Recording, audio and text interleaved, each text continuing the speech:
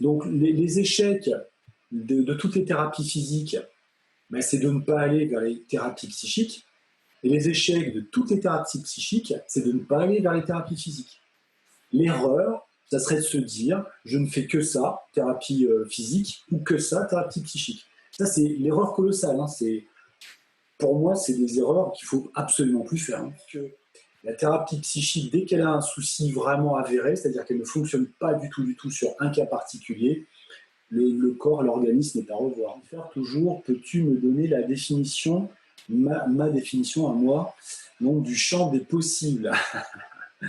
C'est du compliqué, ça. C'est une forme de déterminisme, c'est-à-dire qu'on est avec un code génétique pour une vie particulière, dans des conditions particulières, dans des rencontres particulières et dans des façons de dérouler sa vie particulière. Donc, bouger ce déterminisme, pour moi, ça me paraît quasi impossible. Les choses qui vont absolument et nécessairement et obligatoirement se passer dans nos vies, en fait, je ne les vois pas comme des poteaux fixes entre lesquels on va d'un jalon à un autre, mais comme des élastiques, des poteaux mobiles. Donc en fait, ça va vraiment dépendre de comment on vit les choses entre les poteaux, et ça modifie le poteau suivant. Et bien la seule manière de bouger, ou en tout cas d'amortir ce déterminisme, c'est de ramener de l'expérience. Comment se nettoyer? Alors c'est Caroline qui me demande ça. Entre plusieurs soins qu'on enchaîne. Ouais, lavage de main, en général, ça suffit. Hein. De toute manière, plus on va mettre de nettoyage, plus on va créer une habitude et un ancrage sur le nettoyage. Et quand le nettoyage ne sera pas bien fait, que tu vas l'oublier, tu t'es programmé à cette espèce de nettoyage. Si tu ne l'as pas fait, pour ton être intérieur, ça va être une catastrophe. Donc, moins il y a de processus de nettoyage, mais alors mieux c'est. Hein. Mais c'est ma façon de fonctionner. Donc, je te la partage si ça peut t'aider. Un être humain, pour moi, il n'est pas pathogène. Mais pour moi, à la base, son énergie, elle ne peut pas m'atteindre. Je ne lui prête pas ce pouvoir. Quelqu'un peut me faire chier, je peux avoir envie de l'éjecter de ma vie ou ne pas le voir, mais je ne lui prête pas le pouvoir de me désorganiser énergétiquement aussi profondément que ça.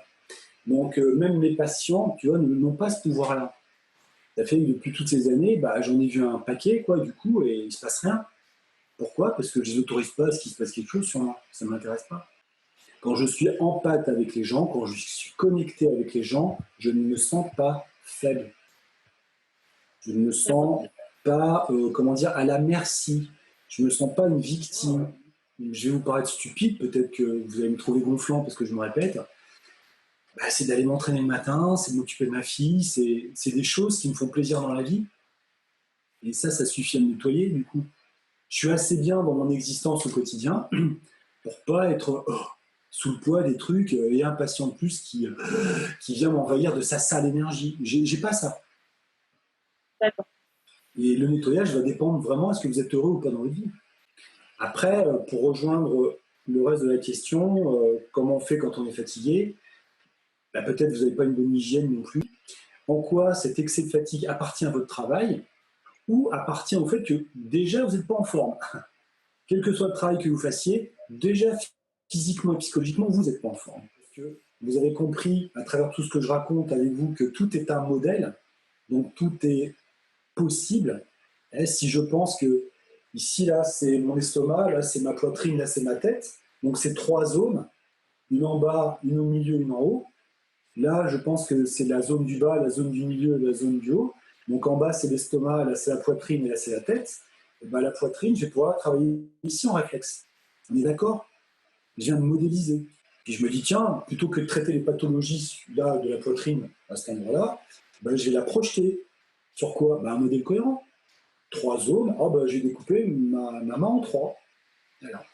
Et c'est ce qui se passe pour la réflexologie plantaire, hein, c'est la même chose. Hein. Là en bas, c'est le système urogénital, donc tu as bien le système génital en bas. Les intestins, avec l'appareil digestif, c'est bien au milieu ici. Au-dessus, là, c'est l'étage des poumons. Et puis au-dessus, c'est la tête. Donc les doigts, c'est la tête, avec le haut des doigts, les yeux et le cerveau.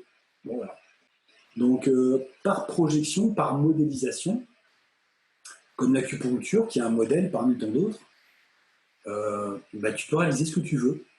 Comme les chakras, qui n'existent pas vraiment et qui sont un modèle, on en a déjà parlé, tu peux hiérarchiser 7 plans de conscience si tu as envie, 7 fonctions de chakra si tu as envie. C'est qu'un modèle. Un modèle, on en a déjà parlé, parce que dans l'Antiquité, il y avait 7 luminaires que tu voyais depuis la Terre. Tu voyais la Lune, Mars, Mercure, Jupiter, Vénus, Saturne et le Soleil. 7 depuis la Terre. Donc c'est en analogie. Il y en aurait 8, tu aurais 8 chakras. Par exemple, tu fais le modèle que tu veux. Donc tout ça, ce sont des modèles qui fonctionnent. C'est intéressant d'aller voir. Franchement, c'est votre éducation. Je le ferai, je serai vous, ne serait-ce que par curiosité. Mais après, vous allez vite voir les limites aussi.